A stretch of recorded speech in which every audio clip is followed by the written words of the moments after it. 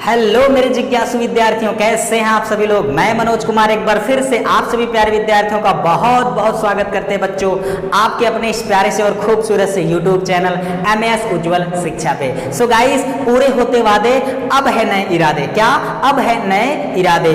पिछले वीडियो के वादे के मुताबिक हम आपके सामने लेकर के हाजिर हैं क्लास 10th सब्जेक्ट मैथमेटिक्स का chapter number 1, yes real number, जिसको कहते हैं वास्तविक संख्याएं, जिसमें हम लोग क्या पढ़ेंगे बच्चों, प्रश्नावली 1B का बेसिक कॉन्सेप्ट पढ़ने वाले हैं। सो गाइस, मेरे समस्त शुभचिंतक युवा साथी अपने असली ताकत कॉपी और पेन को अपने हाथ में लेकर मेरे साथ क्वेश्चन को समझने के साथ साथ उसको नोट्स करने को हो जाइए तैयार। हम युवा देश की ताकत हैं, हम युवा देश की ताकत है, परिवर्तन लाकर मानेंगे, कर देंगे ऐसे काम जिन्हें सब मेल का पत्थर जानेंगे। तिरस्कार नहीं हो पाएगा अपना ये वतन, दुनिया वाले भारत को चिर युवा नाम से जानेंगे। सो चलिए करते हैं इस लेक्चर की शुरुआत पूरे कॉन्सेप्ट के साथ, because concept is the power of knowledge. बच्चों, सबसे पहले आप लोग हेडिंग लगाइए, अंक गणित की आधारभूत प्रमेय, फंडामेंटल थ्योरम ऑफ अरिथमेटिक। दरअसल ये क्या होता है, अगर बच्चों आप लोगों ने इस पूरे कॉन्सेप्ट को पूरे डीपली तरीके से समझ लिया तो प्रश्नावली 1B में उपस्थित सभी प्रश्नों के परखच्चे उड़ाने वाले हो, सीधे उनकी खोपड़ी में छेद करने वाले हो। तो सबसे पहले कॉन्सेप्ट समझिए, जिसमें पहला कॉन्सेप्ट है बच्चों अंक गणित की आधारभूत प्रमेय क्या होता है। इसको जानने और समझने के लिए दो चीज आपको क्लियर होनी चाहिए। पहली बात जो ये है कि हम भाज्य संख्या किसे कहते हैं, और दूसरी बात कि हम अभाज्य संख्या किसे कहते हैं। तो आप सभी जानते हो बच्चों, लेक्चर नंबर 1 आप लोग देख ही लिए हैं, जिसमें हमने बताया है कि वे संख्याएं जो एक से और स्वयं से पूरी की पूरी विभाजित हो जाती हैं, हम उन्हें अभाज्य संख्या कहते हैं। क्लियर। तथा वे संख्याएं जो एक और स्वयं के अलावा अन्य किसी संख्या से भी कट जाती हैं, उन्हें हम कहते हैं बच्चों भाज्य संख्या। ठीक है। तो सबसे पहले अंक गणित की आधारभूत प्रमेय को जानने के लिए जो भाज्य और अभाज्य संख्याओं के संबंध में जो बात कही गई है, जो होता है, उसको मैं समझाता हूं, लिखाता हूं, फिर समझाता हूं एग्जाम्पल दे करके। ठीक है। क्या कहा गया है बच्चों, उस चीज को देखिए।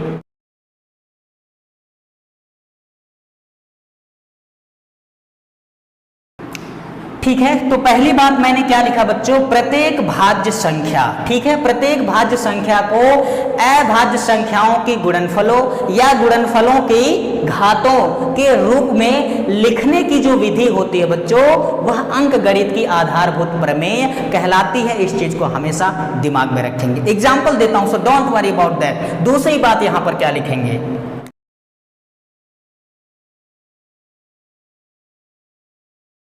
दूसरा स्टेटमेंट क्या लिखा गया बच्चों कि प्रत्येक भाज्य संख्या को अभाज्य संख्याओं के रूप में व्यक्त किया जा सकता है, तथा यह जो गुणनखंड है अभाज्य गुणनखंडों के आने वाले क्रम के बिना यूनिक होता है, अद्वितीय होता है, यूनिक वे होता है। इस चीज को दिमाग में रखेंगे। ठीक है। अब इन कथनों के अनुसार हम क्या लिख सकते हैं, अतः जो भाज्य संख्या होगी बच्चों वह है अभाज्य संख्याओं के गुणनफल के बराबर होगा। तो इस चीज को आप अच्छे से दिमाग में रखिएगा। क्लियर होता है सबको। ठीक है। तो ये 3 स्टेटमेंट अंक गणित की आधारभूत प्रमेय के संबंध में याद रखेंगे। फटाफट एक बार और रिविजाइज करा देते हैं, जिससे पूरी क्लैरिटी आपको मिल जाएगी। पहला स्टेटमेंट जिसको आप ध्यान में रखेंगे वो ये कि प्रत्येक भाज्य संख्या को अभाज्य संख्याओं के गुणनफल या गुणनफलों के घातों के रूप में लिखने वाली जो विधि होती है बच्चों, वही अंक गणित की आधारभूत प्रमेय कहलाती है। दूसरा और इंपॉर्टेंट चीज जो आप बात को जिसको आप ध्यान में रखोगे वो है प्रत्येक भाज्य संख्या को अभाज्य संख्याओं के रूप में व्यक्त किया जा सकता है, तथा यह जो गुणनखंड होगा अभाज्य गुणनखंडों के आने वाले क्रम के बिना अद्वितीय होगा, जिसको आप हमेशा ध्यान में रखेंगे, यूनिक होगा। अर्थात इन कथनों से स्पष्ट है कि जो भाज्य संख्या होगी बच्चों वह अभाज्य संख्याओं के गुणनफल के बराबर होगी, इस चीज को हमेशा अपने दिल, दिमाग, मन, मस्तिष्क और रोम रोम में बसा लेना, ताकि कभी खरोच लगे तो क्या निकले, भाज्य संख्या बराबर अभाज्य संख्याओं का गुणनफल निकलेगा। इस चीज को ध्यान में रखेंगे। अगला जो एक और बात आपको ध्यान में रखना है कि एक से बड़ी कोई भी पूर्णांक संख्या जो होती है या तो वह अभाज्य संख्या होगी, ठीक है, या अभाज्य संख्याओं के गुणनफल के रूप में उसको लिखा जा सकता है। ये बात याद रखेंगे। क्लियर होता है सबको? अब आप लोग इसका जो बेसिक कॉन्सेप्ट है उसको और भी क्लैरिफाई करने के लिए बच्चों आप लोग खूब मीठे मीठे रसगुल्ले की तरह है उदाहरण देखिए, जिससे कहोगे दिल गार्डन गार्डन बोल गया सर, वाह वाह क्या बात है। पहली जो एक भाज्य संख्या ले लेते हैं, छोटा सा नन्हा सा मुन्ना सा, वो है 6। कौन? 6। दूसरी जो एक है भाज्य संख्या छोटा सा ले लेते हैं, वो है 15। एक और थोड़ा सा आप लोग सोचोगे सर छोटा ही ले रहे हैं, बड़ा भी तो ले लिया करिए। चलो भैया 1/210 बड़ी संख्या ले लिया। क्लियर? अब इसको अभाज्य गुणनखंड के रूप में क्या लिखा जा सकता है बच्चों, इसको दिमाग में रखिए। जी बिल्कुल, इसको जैसे ही हम लोग को अभाज्य गुणनखंड के रूप में लिखने वाली बात आई, वो पुराना वाला देसी तरीका हम लोग लगाते हैं और क्या करते हैं, 2 3 6 और 3 1 कम 3, यही तो होता है। यानी 6 के अभाज्य गुणनखंड 2 × 3 हो जाएंगे। यानी इसको लिखा जा सकता है बच्चों 2 × 3। अच्छा मैं आपसे पूछूं, क्या 2 × 3 को 3 × 2 नहीं लिखा जा सकता? तो आप कहोगे सर सही बात है, बिल्कुल लिखा जा सकता है। यानी इनके क्रम कुछ भी हो सकते हैं, लेकिन गुणनफल का जो परिमाण होगा गाइस, वो हमेशा वही यूनिक वैल्यू होगा, अद्वितीय होगा। इस बात को हमेशा ध्यान में रखेंगे। इसी तरह से 15 को क्या लिख सकते हैं, ऐसे करें? नहीं करते, चलो जाओ ऐसे कर लेते हैं, 3 × 5, 3 5 15। अरे यार कभी जरूरत पड़ेगी तो करना पड़ेगा, ठीक है। चलो 3 5 15 को आप 5 × 3 भी लिख सकते हैं सर, बिल्कुल लिख सकते हैं। लो जी 210 आ गया। अब ऐसा करें क्या, चलो कोशिश करते हैं, आ जाए तो बल्ले बल्ले, नहीं तो कल्ले से निकल ले, ऐसा मत बोलना। चलो देखो इधर, इसको क्या लिखा जा सकता है बच्चों, 2 3 6, 6 5 30 और 3 7 21। लो जी आ गया। कौन? जिसको मैंने सोच लिया था 210, वो 2 3 6 और 5 30 और 3 7 21, 210 हो जाएगा। यानी 210 का अभाज्य गुणनखंड 2 × 3 × 5 × 7 होगा। बोलो मेरे प्यारे हिंदुस्तान की जय। अब बच्चों इसके क्रम को भी आप बदल सकते हो कि नहीं, भाई और बहनों बदल सकते हो कि नहीं? सर बिल्कुल बदल सकते हैं। 2 × 3 को अगर 3 पहले लिख लो, या 5 × 2 × 3 × 7 लिखो, तो क्या 210 के बजाय 420 आ जाएगा? आंसर बिल्कुल नहीं सर, यही 210 ही आएगा। इट मीन्स दैट कि इन भाज्य संख्याओं को जो है अभाज्य संख्याओं के गुणनफल के रूप में लिखा जा सकता है। साथ ही साथ इनके क्रम के बिना जो है एक अद्वितीय वैल्यू यानी वही समान परिमाण आपको प्राप्त होने वाला है। यानी क्रम कोई मैटर नहीं करता। बोलो बात समझ में आया? अब एक चीज और जो आपको अच्छे से दिमाग में रखना है बच्चों, वो ये है कि अंक गणित की आधारभूत प्रमेय का जो हम प्रयोग करते हैं बड़े पैमाने पर, वो क्या है चीज, वो मजेदार चीज है बच्चों। अब उस चीज को मैं यहाँ लिखता हूं, जिससे क्लैरिफाई होगा बच्चों, किन्हीं भी 2 या 2 से अधिक धनात्मक पूर्णांक संख्याओं का HCF या एलसीएम ज्ञात करने के लिए उन दोनों संख्याओं में तथा उनके HCF और एलसीएम में क्या महत्वपूर्ण संबंध होता है बच्चों, इस चीज को आपके सामने मैं लिखता हूं। कान से नहीं, ध्यान से देखिए और मजे लीजिए। देखिए ठीक है बच्चों, तो मैंने क्या लिखा, अगला और सबसे इंपॉर्टेंट चीज वो ये कि अंक गणित की आधारभूत प्रमेय से, ठीक है, आधारभूत प्रमेय से किन्हीं 2 या 2 से अधिक 2 या 2 से अधिक संख्याओं का HCF, जी हाँ, महत्तम समापवर्तक तथा लघुत्तम समापवर्तक अर्थात एलसीएम को ज्ञात करना बेहद आसान और सरल होता है। ठीक है, तो अब हम आते हैं बच्चों 2 धनात्मक पूर्णांक संख्याओं का HCF और एलसीएम कैसे गुणनखंड विधि से हम ज्ञात करते हैं। अब उस पर हम चलते हैं, तब तक आप लोग फटाफट स्क्रीनशॉट ले लीजिए और कहीं मत जाइए, अगले टॉपिक पर हम आते हैं तुरंत। बच्चों दो या दो से अधिक संख्याओं का एचसीएफ और एलसीएम ज्ञात करने के लिए सबसे पहली बात जो आप ये काम करेंगे कि सबसे सर्वप्रथम दी गई संख्याओं का आप अभाज्य गुणनखंड करेंगे। क्या अभाज्य गुणनखंड करोगे बच्चों। उसके बाद आप एचसीएफ भी निकाल पाओगे, एलसीएम भी निकाल पाओगे और उनके एलसीएम और एचसीएफ के साथ उनके गुणनफलों में क्या संबंध होता है उसको भी निकाल पाओगे। ठीक है, सो इन सारी बातों को मैं यहां पर क्या करता हूं बच्चों, फर्स्ट ऑफ ऑल लिखता हूं, फिर एग्जाम्पल देकर आपको पूरी तरह से क्लेरिफाई करता हूं, जिसके बाद आप कहोगे वाह वाह सर क्या बात है। देखिए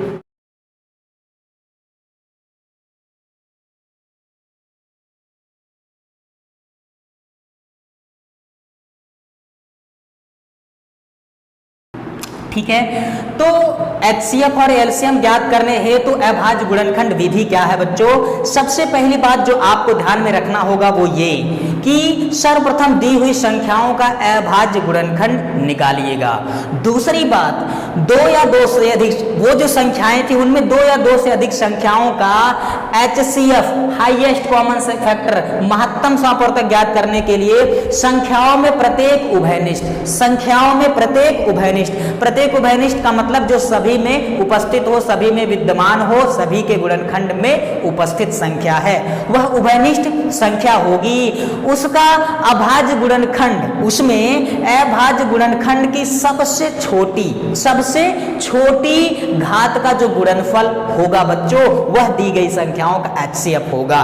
क्लैरिफाई करूंगा बच्चों, घबराने की जरूरत बिल्कुल भी नहीं है। एग्जाम्पल दे करके जब तक आप कहोगे, जब तक आप ये नहीं कहोगे सर वाह वाह क्या बात है मजा आ गया, तब तक नहीं छोड़ने वाले। अगली बात, किन्हीं भी दो या दो से अधिक संख्याओं का अगर आपको एलसीएम निकालना है, लघुत्तम समापवर्तक निकालना है बच्चों, तो गुणनखंड करने के बाद संख्याओं में संबंध, जो संख्याओं में संबंध प्रत्येक अभाज्य गुणनखंड, प्रत्येक अभाज्य गुणनखंड की जो सबसे बड़ी घात का गुणनफल होगा वही क्या होगा बच्चों, एलसीएम होगा। इस चीज को हमेशा ध्यान में रखना चाहिए। एक बात और मैं आपको बताऊंगा, अब आप लोग को बताऊंगा कि एचसीएफ में बच्चों जो सभी में कॉमन हो, जो सभी में उपस्थित होगा, ठीक है, जिसके जोड़े बनने वाले हैं उसी को हम एचसीएफ कहेंगे। और यहां जैसा कि मैं आपको बताऊंगा कि जिसका जोड़ा बन रहा है वो तो होगा ही होगा, जिसका जोड़ा नहीं बनेगा बच्चों वो भी एलसीएम में आने वाले हैं। ये शॉर्ट ट्रिक भी मैं आपके सामने रखने वाला हूं। अगला और इंपॉर्टेंट चीज, जिसके बेस पर, जिसके आधार पर हर एक कंपटीशन का एग्जाम जिसमें मैथमेटिक्स एक सब्जेक्ट होता है उसमें एलसीएम और एचसीएफ में अक्सर इसके कॉन्सेप्ट पर बेस्ड क्वेश्चन सीधे रसगुल्ले की तरह टपकते हैं बच्चों। तो बिना पानी के उनको निगलने के लिए क्या करोगे, तैयार रहोगे मेरे साथियों। समझ में आया? आगे चलते हैं बच्चों और आपको बताते हैं किन्हीं दो धनात्मक पूर्णांक ए और बी के लिए, ठीक है, क्या संबंध होता है, क्या उसको देखिए। दो धनात्मक पूर्णांकों ए और बी के लिए ए और बी दोनों का जो गुणनफल होगा बच्चों, दोनों संख्याओं का गुणनफल दोनों के एचसीएफ और दोनों के एलसीएम के गुणनफल के बराबर होगा। है क्या बात है, बिल्कुल सही बात है कि किन्हीं भी दो धनात्मक पूर्णांक संख्याओं ए और बी के लिए दोनों संख्याओं ए और बी का गुणनफल बराबर दोनों संख्याओं का एचसीएफ गुण दोनों संख्याओं का एलसीएम। इसको आप हमेशा ध्यान में रखेंगे, बहुत इंपॉर्टेंट है बच्चों। अच्छा, तो इस प्यारे से और व्यापक संबंध को हमेशा अपने दिल, दिमाग, मन, मस्तिष्क, रोम रोम में क्या करना, बसा लेना, हीमोग्लोबिन में बसा लेना, ताकि कभी खरोच निकले बच्चों तो क्या निकले, तो निकले ये बच्चों कि दो पूर्णांकों का, दो धनात्मक पूर्णांकों का गुणनफल बराबर दोनों का मैं से गुणे दोनों का लैस है। हमेशा याद रखना। अगली बात जो आपको यहां से ध्यान में रखना है बच्चों कि दो धनात्मक पूर्णांक संख्याओं का अगर गुणनफल दे दिया जाए या दोनों अलग अलग दे दिया जाए तथा उनका एलसीएम दे दिया जाए तो एचसीएफ आप कैसे निकालोगे।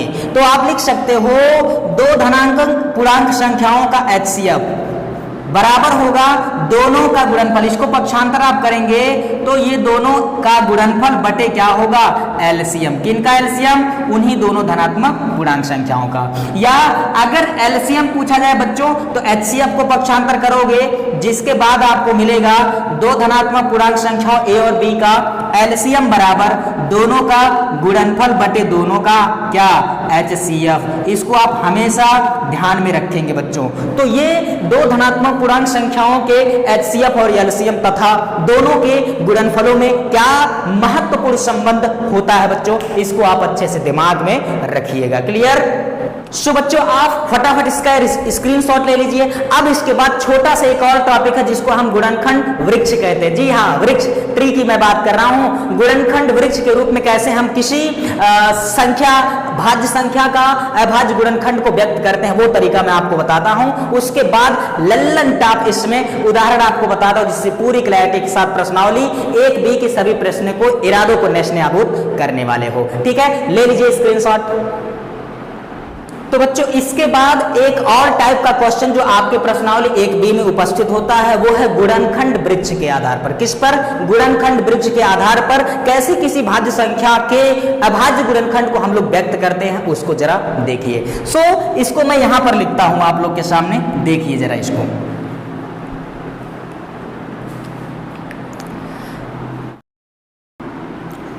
सो बच्चों गुणनखंड वृक्ष मेथड क्या होता है, उसके द्वारा किसी भाज्य संख्या के अभाज्य गुणनखंडों को हम लोग कैसे व्यक्त करते हैं, आइए उस पर हम देखते हैं। एक छोटा सा एग्जांपल मैं लेता हूं जो कि अभी थोड़ा देर पहले हम लोगों ने लिया था, वो है 210। क्या? 210 का जो अभाज्य गुणनखंड है बच्चों, उसको गुणनखंड वृक्ष के रूप में अगर हमको व्यक्त करना है तो कैसे करेंगे, इस चीज को देखिए। ये रहा बॉक्स में वो संख्या, कौन? 210। ठीक है, अब 210 के अभाज्य गुणनखंड को समझने के लिए जो अपना देसी तरीका होता है 210, क्या करते हैं बच्चों?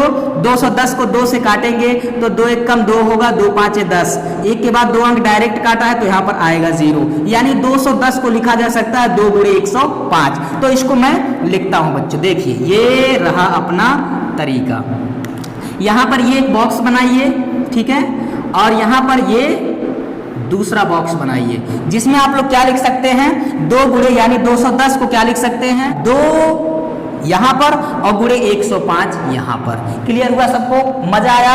ऐसे ही आपको करना है बच्चों। अब 105 को काटिए। 105 को काटने के लिए क्या करेंगे बच्चों? यहां पुनः आप 2 से नहीं कटेंगे, 3 से काटना पड़ेगा। ठीक है, 3 तिरैया हो जाएगा 9, 1 बचा 15, 3 5 15, यानी 105 को लिख सकते हैं 3 गुणे 35। तो इसको मैं कैसे लिख सकता हूं, ये जरा आप देखिए आप लोग। ये रहा अपना पहला बॉक्स, ठीक है बच्चों, और ये रहा अपना दूसरा बॉक्स। ठीक है, पहले बॉक्स में क्या लिखेंगे?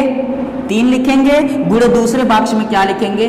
35 लिखेंगे। मजा आ रहा है? और इसी तरह से अब ये 35 को हम क्या लिख सकते हैं बच्चों? 35 का अभाज्य गुणनखंड करिए तो ये पुनः किससे कटेगा?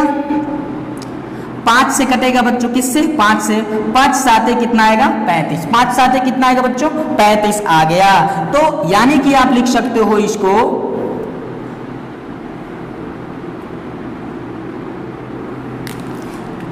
आप लिख सकते, ये रहा बच्चों पहला बॉक्स जो शायद कट रहा है इसलिए मैं छोटा और बना देता हूं। ये रहा आपका पहला बॉक्स और ये रहा आपका इधर ये दूसरा बॉक्स। ये 35 जो है बच्चों ये क्या है?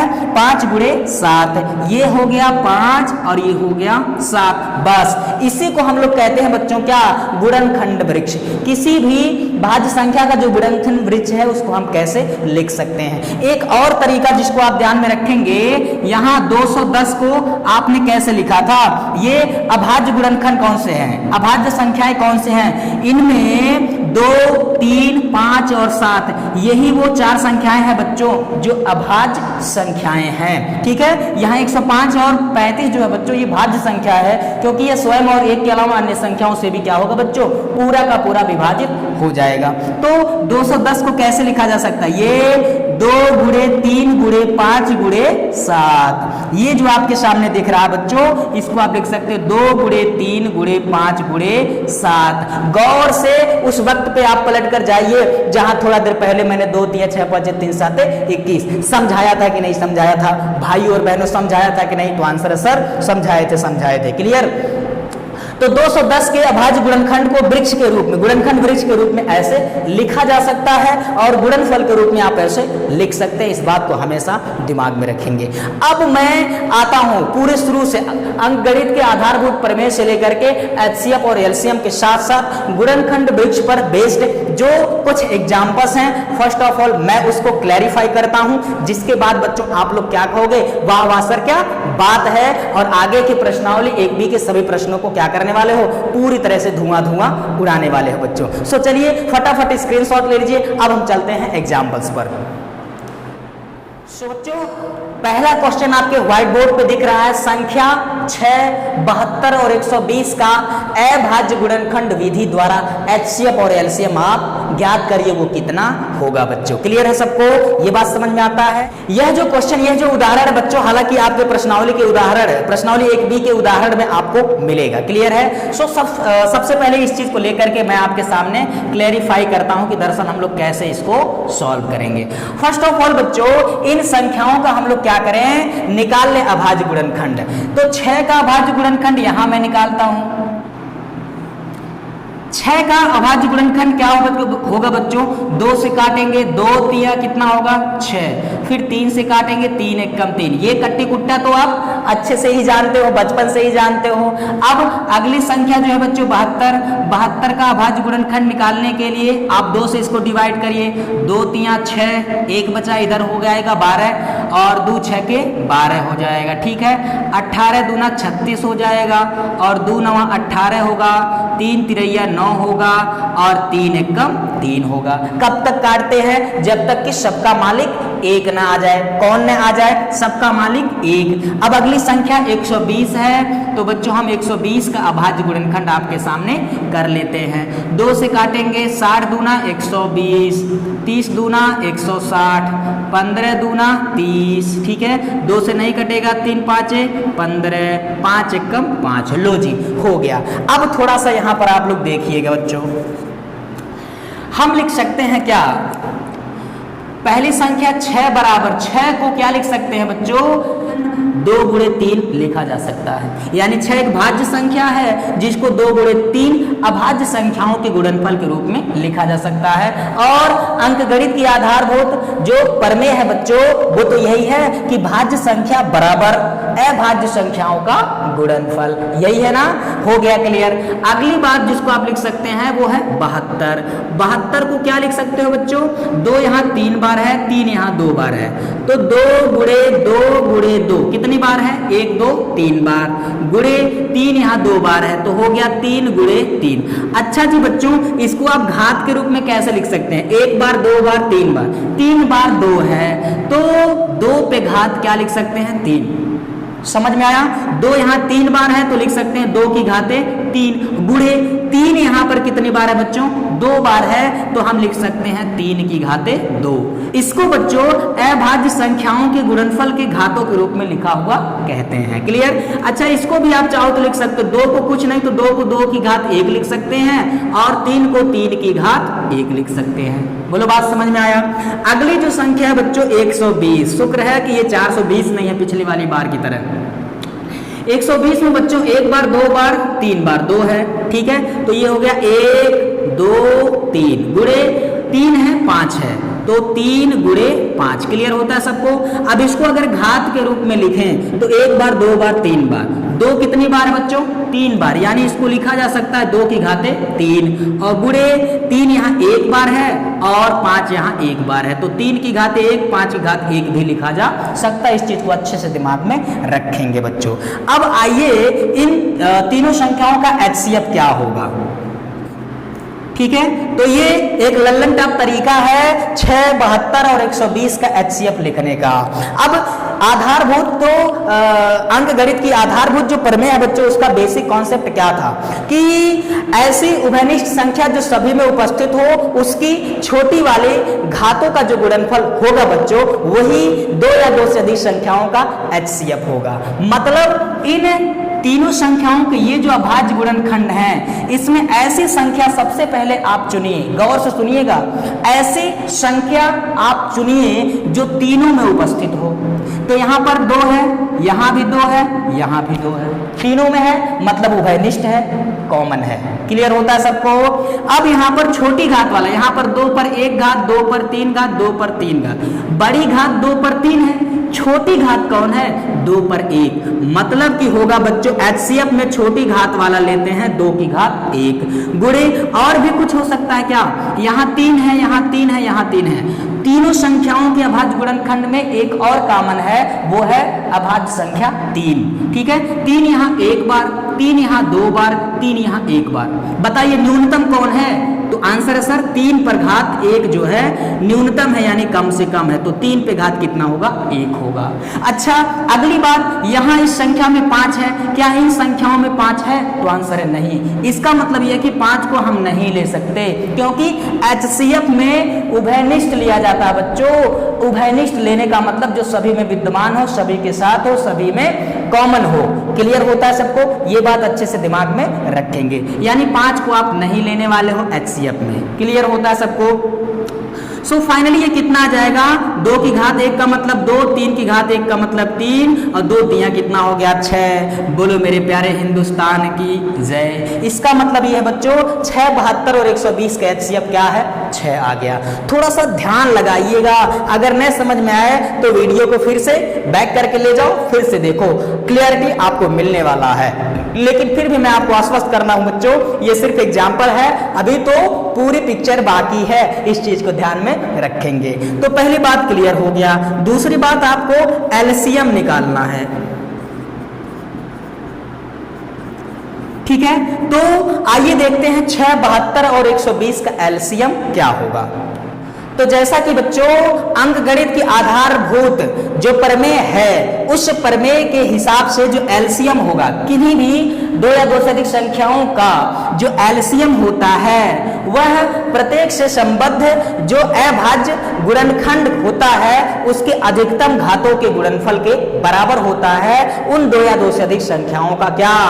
एलसीएम। इस चीज को आप दिमाग में रखिएगा और जो चीजें लिखे हैं उसको रिवाइज करिएगा। ठीक है, सो अब इसमें जैसा कि छोटी घात वाला अगर HCF है तो बड़ी घात वाला एलसीएम होगा। तो जो इन तीनों में मिल रहा था सबसे पहली संख्या वो है 2, तो 2 की मैक्सिमम घात कितनी है? अधिकतम घात कितनी है बच्चों? 3 है, तो बड़ी घात वाला हो गया 2 की घात 3। अब अगली संख्या है 3, 3 की अधिकतम घात कितनी है? तो यहां पर है 2, यहां पर है कितना? 2, तो इसको लिखेंगे 3 की घाते 2। अगली बात जो 5 है, 5 इसमें है। बच्चे अक्सर कंफ्यूज होते हैं कि सर जो सभी में मिलेगा वही लिया जाता है, जो सब में मिलता है वो लिया जाता है, लेकिन वो HCF में, किसमें बच्चों? महत्तम समापवर्तक में लिया जाता है मेरे लल्ला, इसलिए दिमाग में हमेशा इसको सेट कर लीजिएगा। लेकिन एलसीएम में सभी में मिलना जरूरी नहीं है, प्रत्येक से संबंधित प्रत्येक में उपस्थित हो या ना हो, लेकिन वो होना चाहिए। ठीक है, 5 यहां पर है बच्चों, इनमें नहीं है, तो क्या हुआ? 5 भी वह संख्या होगी जो एलसीएम के अभाज्य गुणनखंड में शामिल होगा। इस चीज को हमेशा दिमाग में रखेंगे, तो कभी भी आंसर आपका गलत होने वाला नहीं है बच्चों। 2 की घाते 3 का मतलब 2 गुणे 2 गुणे 2 कितनी बार? 3 बार। 2 दूना 4 दूना 8 आएगा, मतलब 2 की घाते 3 का मान 8, ये तो समझ में आता है। फिर 3 की घाते 2 मतलब 3 गुणे 3, और 3 गुणे 3 आएगा 3 3 9। ठीक है, और यहाँ कितना है? 5 है। ठीक है, अब गुणा कर लिए कितना होगा? 8 पंजे 40। ठीक है, 40 और 40 9 कितना होगा? 36, 360 होगा। क्लियर? 8 पंजे 40 और 4 9 36, 360 होगा। इट मीन्स दैट कि तीनों संख्याओं का एलसीएम भी हमने क्या किया है मेरे लल्ला? निकाल लिया है, ज्ञात कर लिया है। अब क्या इसके लिए आपको डाबर लाल चंपरास खाने की जरूरत है क्या? आंसर सर बिल्कुल भी नहीं, ये तो आसान है, ये हम लोग बचपन से ही करते आए हैं। ठीक है, फटाफट स्क्रीनशॉट ले लीजिए। अब मैं दूसरा क्वेश्चन लेकर के पूरे आसान और लाजवाब तरीके से आपको समझाता हूं, ले लीजिए स्क्रीनशॉट। तो उसी टाइप का एक और एग्जाम्पल लेते हैं बच्चों, जिससे थोड़ा बहुत अगर कंफ्यूजन आपको रह गया है तो पूरी क्लैरिटी आपको मिल जाएगी। ठीक है, क्वेश्चन क्या लिया है?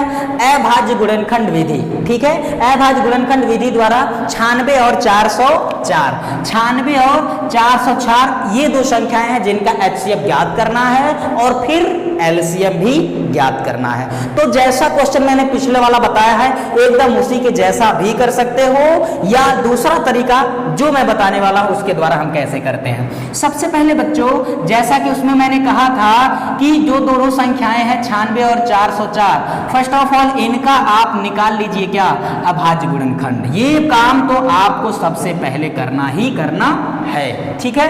कैसे होगा बच्चों, 2 से काटिए इसको, अंतिम में सम संख्याएं हैं तो 2 से पूर्णतः विभाजित होगा, ठीक है। और ये हो जाएगा 2 चौके कितना 8, 1 बचा, यहाँ 16 हो जाएगा, 2 8 16, ठीक है। और ये 2 दूना 4, 2 चौके 8, 2 से फिर 2 1 कम 2, 2 दूना 4, ठीक है। 2 6 के 12, 2 तिया 6, 3 1 कम 3, क्लियर। 96 के अभाज्य गुणनखंड 2 गुणे 2 गुणे 2 गुणे 2 गुणे 2 गुणे 3 होगा, ठीक है। 404 का देखिए, 2 से काटिए कितना आएगा, 2 दूना 4, 0 2 दूना 4, फिर 2 से काटेंगे 2 1 कम 2, 0 2 1 कम 2। अब क्या होगा 101 नहीं कटेगा, तो 101 बच्चों 101 से ही कटेगा, ये सीधे कितना आ जाएगा 1 आ जाएगा। इस चीज को हमेशा दिमाग में रखेंगे। अब आइए हम लोग लिख लेते हैं इसको। जो पहली संख्या है बच्चों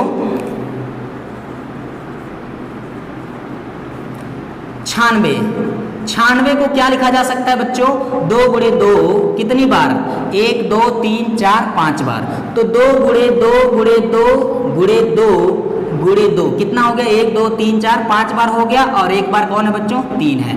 हालांकि इसको घात के रूप में ऐसा भी लिख सकते हैं, 2 यहाँ 5 बार है तो लिख सकते हैं 2 की घाते 5 और गुणे 3, क्लियर होता है ना, आसान। अगला दूसरी वाली संख्या जो 404 है बच्चों, इस 404 को आप क्या लिख सकते हैं, 2 गुणे 2 और गुणे 101, इसको आप घात के रूप में क्या लिख सकते हैं बच्चों, यहाँ 2 बार है तो लिखेंगे 2 की घात 2 और गुणे कितना 101, क्लियर होता है सबको। अब इनका HCF निकालना है। HCF निकालिए किसका, 96 और 404 का। कैसे होगा बच्चों, फिर वही आधारभूत जो प्रमेय है अंकगणित का उसी को ध्यान में रखेंगे कि HCF हमें अगर निकालना है तो प्रत्येक संख्या के अभाज्य गुणनखंड में जो उभयनिष्ठ यानी जो सभी में उपस्थित हो, उस संख्या में जो छोटी घात वाली अभाज्य संख्याएं हैं उनके गुणनफल ही दी गई संख्याओं के HCF होंगे। ये हमेशा अपने दिमाग में रखेंगे। यानी 100 बात की एक बात, कौन संख्या है जो दोनों में, इसमें भी मिल रहा है इसमें भी मिल रहा है, तो इसका जवाब है सर 2 मिल रहा है। मिल रहा है कि नहीं मिल रहा है, 2 सर दोनों में है, 2 यहाँ 5 बार 2 यहाँ 2 बार, ठीक है। तो छोटी HCF में छोटी घात ली जाती है, यानी 2 की घात कितनी होगी बच्चों 3 होगी, 2 की घात कितनी होगी बच्चों, यहाँ 2 की घात कितनी होगी बच्चों, यहाँ 2 की घात हो जाएगी 2, क्यों, क्योंकि 2 यहाँ 5 बार यहाँ 2 बार, तो छोटी घात कौन है 2 ही तो है, तो 2 की घात 2 होगा। अब आगे ना 101 होगा ना 3 होगा, क्योंकि वह संख्या ली जाएगी जो दोनों में मिले, मतलब जिसका जोड़ा बने, क्लियर है। सो फाइनली 2 की घाते 2 कितना होगा, 2 की 2 होगा 4, क्या होगा बच्चों 4, लो जी हो गया भैया 4, ठीक है। इसका मतलब ये है कि 96 और 404 का जो HCF होगा वो 4 होगा। अब क्या इसके लिए डाबर लाल दंत मंजन लेने की जरूरत है, बिल्कुल भी नहीं सर। अब देखिए सो बच्चों आपको LCM निकालना है। अब उन्हीं दोनों संख्या 96 और 404 का, तो आपके पास 2 तरीके हैं। पहला तरीका कि जो इन्हीं के अभाज्य गुणनखंड में सबसे बड़ी घात वाला है वो उसको, और जो छूट रहा है उन संख्याओं के गुणनफल के बराबर होगा, तो ऐसा भी कर सकते हो। उसको मैं लिख देता हूं यहीं पर, सबसे 2 में सबसे बड़ी घात कौन है, 2 की घाते 5 बड़ी घात वाला है, छूट कौन रहा है 3 और कौन 101।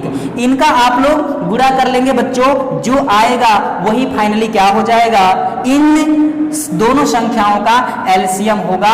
इस चीज को ध्यान में रखेंगे। अगली बात जो व्यापक फॉर्मूला मैंने आपको बताया था बच्चों, वो उसको मैं यहां से बता देता हूं कि 2 संख्याओं का जो LCM होगा 96 और 404 का LCM बराबर होगा, 2 संख्याओं का LCM बराबर दोनों का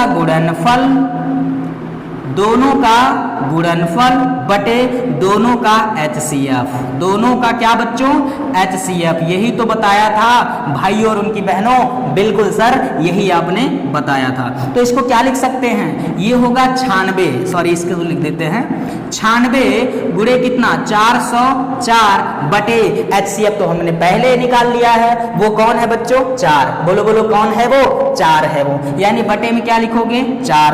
अब क्या होगा, ये कचर कचर कट जाएंगे, 4 एकम 4 0, 4 एकम 4, ठीक है 101 आएगा। फाइनली कितना आ जाएगा, बोलो बोलो कितना आ जाएगा 96 गुणे 101। गुणा कैसे करेंगे, 96 एकम 96 को 6 0 में करेंगे, फिर 9 आ जाएगा, 96 एकम 96। लो जी आ गया 96 96, क्या 96 96 आ गया बच्चों। क्या एलसीएम किसका 96 और 404 का एलसीएम आ गया 96 96। इसका मतलब यहां अगर आप गुणा करोगे तो ये भी कितना आएगा 96 96 ही आएगा। गाइस इस चीज को दिमाग में अच्छे तरीके से आप लोग सेट कर लीजिएगा। अब फटाफट स्क्रीनशॉट लीजिए, एक और एग्जांपल देते हैं और भी क्लैरिटी और मजा आने वाला है, ठीक है। चलिए ले लीजिए स्क्रीनशॉट। सो चलिए बच्चों, अब मैंने अगला एग्जाम्पल आपके बुक से ले लिया है, वो 7वां नंबर है उदाहरण, और उसमें क्या है, निम्नलिखित गुणनखंड वृक्ष को पूर्ण कीजिए। ये वृक्ष दिख रहा है फूलों का तारों का, ठीक है, फूलों और सितारों का दिख रहा है एक वृक्ष। निम्नलिखित गुणनखंड वृक्ष को पूर्ण कीजिए और x y z के मान भी निकालना, यानी इस वृक्ष को पूर्ण करना है। कब ये पूरा होगा, जब इसमें अज्ञात राशियां x का मान, y का मान और यहाँ z का मान हम लोग फाइंड आउट कर लेंगे तब, ठीक है। सो चलिए फटाफट वही करते हैं, वही काम करिएगा। त्रिकोणीय श्रृंखला, कौन त्रिकोणीय श्रृंखला, यानी इन तीनों में संबंध होता है, जैसे इन तीनों में इन तीनों में इन तीनों में इन तीनों में संबंध होता है। इन दोनों का गुणनफल बराबर ये होगा, इन दोनों का गुणनफल बराबर ये होगा, इन दोनों का गुणनफल बराबर ये होगा, इन दोनों का गुणनफल बराबर ये होगा। इसको आप ऐसे भी कह सकते हो बच्चों, x के गुणनखंड ये दोनों हैं, y के गुणनखंड ये दोनों हैं और इसके गुणनखंड ये दोनों हैं, इसके गुणनखंड ये दोनों हैं। क्लियर होता है। सो अब इसमें देखिए, चाहे कोशिश आप लोग ये करिएगा कि जो त्रिकोणीय श्रृंखला आपको दिख रही बच्चों, इन तीनों में दो का मान, दो संख्याएं आपको ज्ञात है, कोई एक ही अगर अज्ञात है तो सबसे पहले आप उसी को चुनिएगा।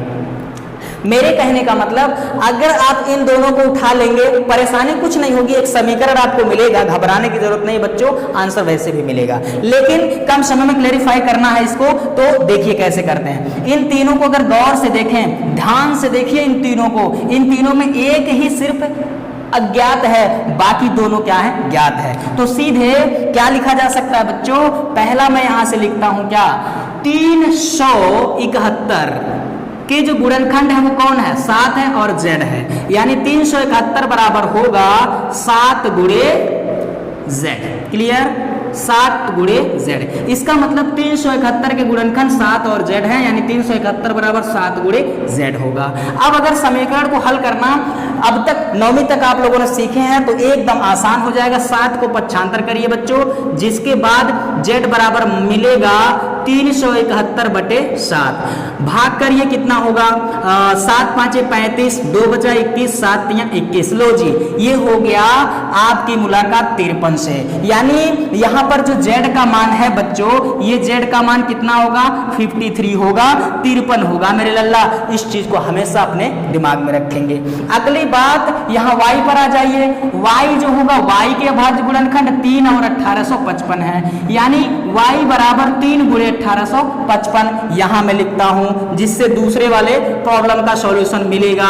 तो y बराबर 3 गुणे 1855, 3 गुणे 1855। क्लियर, गुणा कर लीजिए कितना आएगा, 3 5 15, 3 5 15 और 1 16, 3 8 24 और 1 25 और 3 1 3 और 2 5, यानी 55 65। क्या 55 65 आ गया बच्चों, y का मान कितना आ गया 55 65। क्लियर, अब क्या ये हार्ड हो सकता है, इसके लिए आपको कटप्पा या बाहुबली बनने की जरूरत है? आंसर सर बिल्कुल भी नहीं, ये एकदम तो हलवा है, मजेदार और रसदार है। क्लियर, अब आगे चलते हैं बच्चों और आखिरी में हम लोग निकालते हैं क्या x का मान। ये जो x होगा बच्चों, ये 2 और y के गुणनफल के बराबर, यानी x के गुणनफल 2 और y। x बराबर क्या हो सकता है 2 गुणे y, 2 गुणे y। x बराबर हो जाएगा 2 गुणे y और y का मान हमने पहले निकाल लिया है बच्चों, वो कितना है 5565, ठीक है 5565 सो गुणा कर लीजिए बच्चों, 2 5 10 को अंडा हासिल डंडा, ठीक है 2 6 के 12 और 1 13 को 3 हासिल 1, 2 5 10 और 1 11 को 1 हासिल 1, 2 5 10 और 1 11, 11130, 11130। लाइए बाबू निकालिए x का मान, ये हो गया क्लियर। आई होप आप लोग को समझ में आ गया x y और z का मान इस दिए हुए गुणनखंड वृक्ष की मदद से हम लोग कैसे निकालेंगे, ये पूरी तरह से क्लैरिफाई होगा। इस पूरे कॉन्सेप्ट को अच्छे से एक बार रिवाइज करिएगा बात बच्चों, और प्रश्नावली 1B के पहले से आगे प्रश्नों को पूरी तरह से सॉल्व करने की हर संभव कोशिश कीजिएगा। आशा ही नहीं बल्कि पूर्ण विश्वास है कि पूरा सॉल्यूशन आपको एकदम लल्लन टाप तरीके से मिलने वाला है। सो गाइस इस वीडियो में बस इतना ही, अगले वीडियो में फिर मिलते हैं एक नई ऊर्जा, नए उत्साह और नए जुनून के साथ नए वाले प्रॉब्लम्स को सॉल्व करने के लिए। तब तक के लिए आप सभी मुझे दीजिए इजाजत। जय हिंद, जय भारत।